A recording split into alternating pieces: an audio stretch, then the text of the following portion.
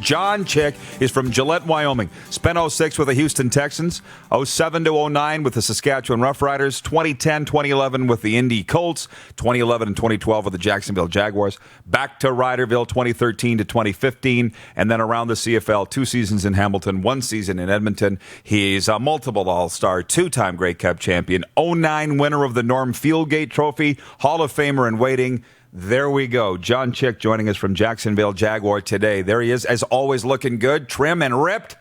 How you doing, John? Hey, what's going on? Good to see you. Appreciate it. Good to see you, Johnny. As always, we got the two Johns here today, John Lynch and John Chick.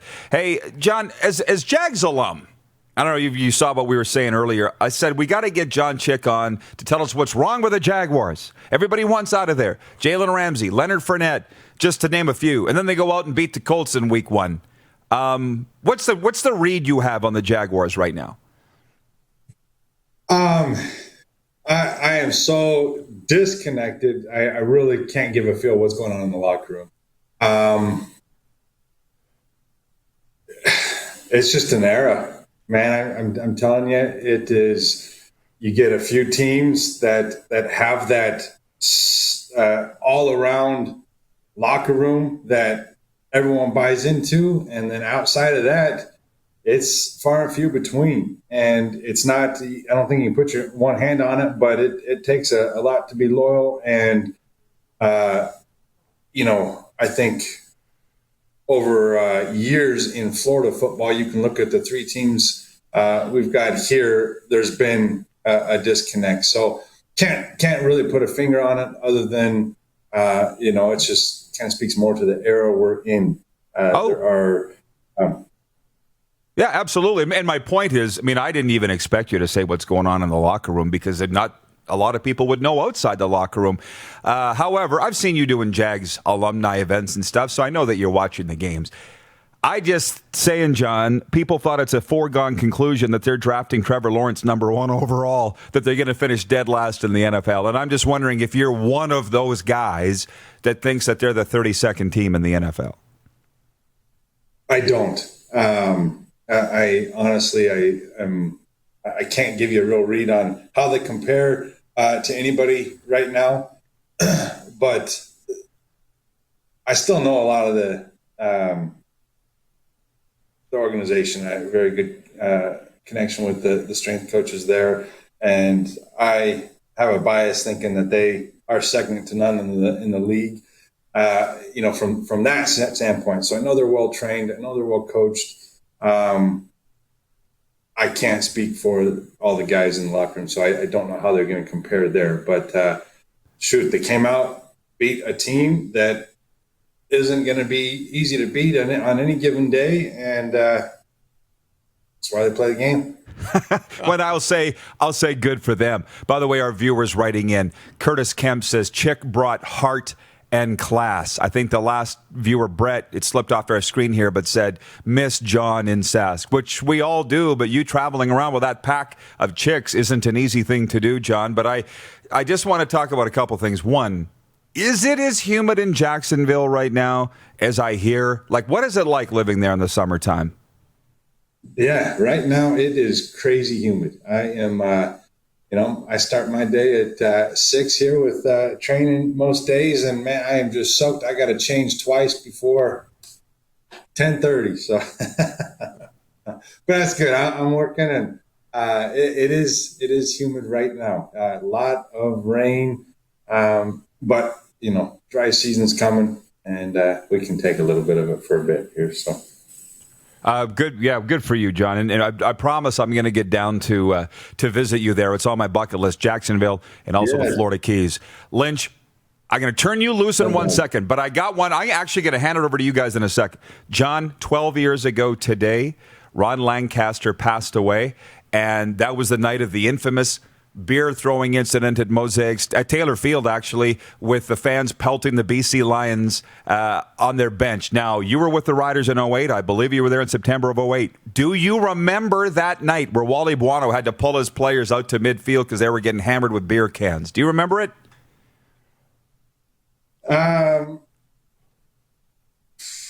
No, I mean, not for that reason, not for anything. I do remember an incident with the BC Lions there, but I would have guessed that would have been '07. It was, exactly. I'd go.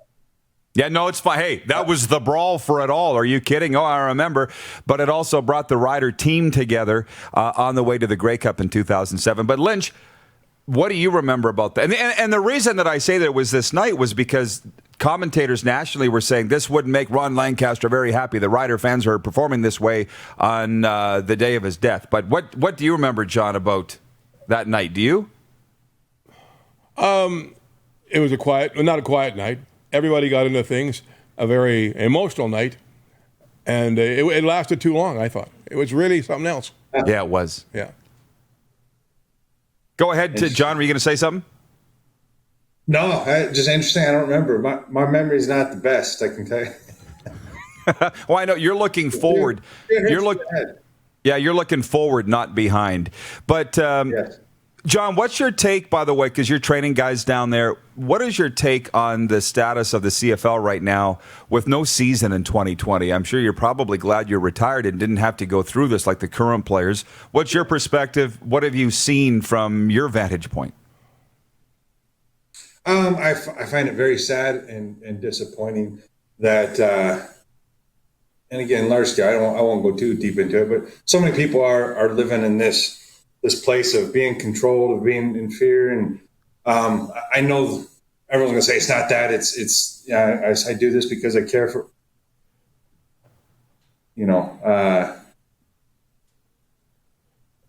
very disappointed. If I was there, I probably would have gone and found a different gig.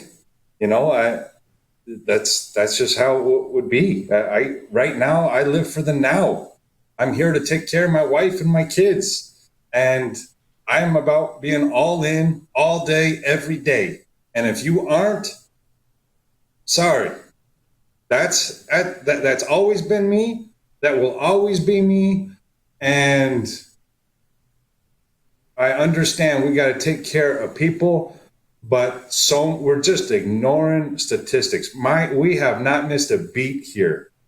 I will say statistics, they're going to blow numbers up. I have been trained. I haven't stopped been working with young athletes. Older people have not missed a beat. Do I know people that have gotten this virus? Yes. That's not to say I don't want to take away from anyone who has lost someone. I also know people who have passed from this deal. So there is an aspect of we have to take care of those who are vulnerable, but we also have to have choice. And to CFL is a staple in that country, and it's still a staple for me and in our country. And to not have football, I realize that's not life, but we're letting too many things outweigh what's really important. And that's, again, football is the least of that, but it's very disappointing. I was very disappointed. Well, hey, here I am watching high school football Friday. Can't wait to watch my second week of high school football here in Florida because I'm not getting to watch CFL, getting to watch all the other things. Kids that I coached all season, nobody missing a beat here. So I just find it very frustrating that CFL is missing the beat. I know you and I view the coronavirus thing the exact same way. And if we have time at the end of this interview, maybe we'll go a little further down that road. I'm enjoying watching the high school football too on ESPN. Frenzy, though, he's just dying to ask you some questions here. Hall of Fame writer, broadcaster. So, Frenzy, what do you got for John Chick? John, down there, do you have any idea of how many CFL players are down? Ex-CFLers? Do you see many ex-CFLers, your buddies from CFL days down in Jacksonville? I don't. No, I have not a clue how many. I know there are several, and I have at times. It's funny. Me and Rob Murphy have never connected. I don't think we live too far from one another, which is funny because we were good field rivals. Love to connect with him sometime. I know he's at least in my neck of the woods somewhere as a firefighter, I have, there are a couple fields by me. So I work with guys that is part of my training company. So when I work with D-line, other guys working with other people. So I have bumped into a lot of guys. I got a field turf field less than 3 minutes from my house where I see CFL guys training regularly, bump into old teammates, guys, the Jacksonville Sharks practice on this field often. So a couple guys that I've had, shared locker rooms before, training there. So yeah, I do get to stay connected to some extent, but not on a regular basis or people that I knew going through. John, by the way, Monty Clausen writes in from Saskatoon. He says, you had a 4-sack game versus Hamilton. Do you remember that? Was that your best game ever? Refresh my memory on that. Which game is he talking about? Oh, you can't remember. Your memory's gone. I forgot. Mine too, apparently. If you can't remember? It would have been a home game. I would have remembered 3. I don't know if I could remember 4. That would have been. Oh, wait a minute. That was a home opener. That was a home opener, I think, 2014. And it was in a rainstorm, and you almost took off Zach Caleros' head. He was quarterbacking Hamilton. That was the game. 4 sacks. I do remember that the Riders had like 9. 2014. That's what it was. Yeah. Wow. Whoa. Yeah. I can't believe I remembered that. Frenzy, one more for John Chick. What do you have? You are the way you are now down there. Do you see many Canadian people and talk about Canadian football at all, or is it really out of the picture in Jacksonville? I don't get out much, man.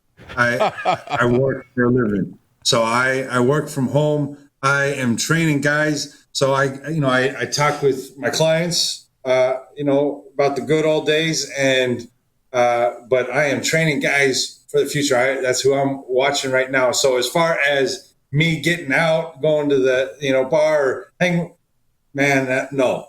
I live at home with my wife and kids, and it is all about them. We are 24/7. If you can even imagine, we are a little divided, but it's a blessing. J-Bone, I actually am shocked that you found a room quiet enough to do this interview, by the way. And, it worked real well. That TV show, John and Kate +8, that was you guys, but now it's +9. Where is everybody today? Well, they're in school. My youngest was here. My wife got home just in time.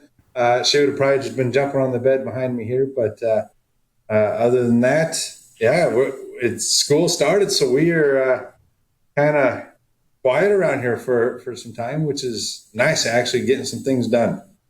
All right, John. Well, last one. I'll just say this. The Christian people have a different viewpoint, I think, of the rest of society with coronavirus. There's not a lot of fear amongst us.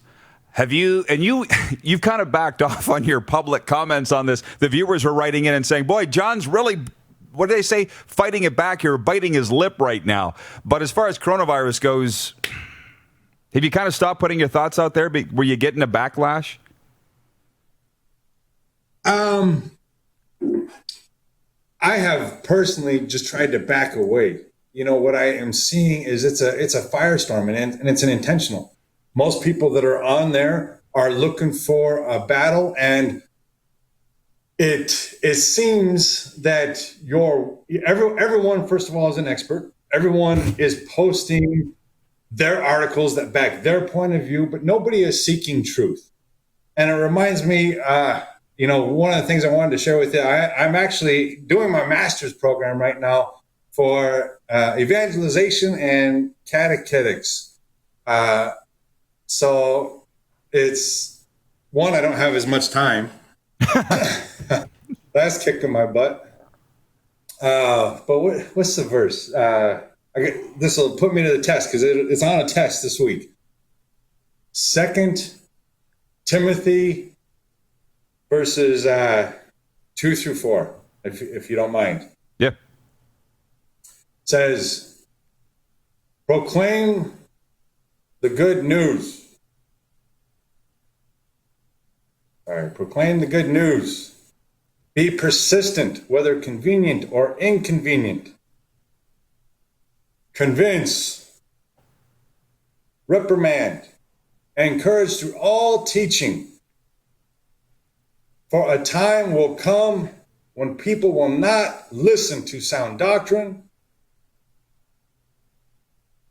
and will follow their own desires, and insatiable curiosity will accumulate teachers and will not listen to the truth, but will be diverted to myths.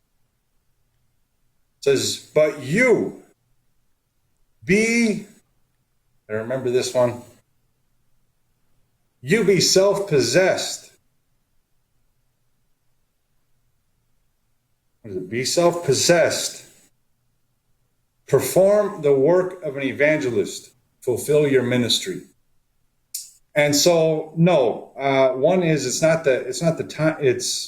I've had less time, but I'm seeing there are people so set in their ways but aren't seeking truth.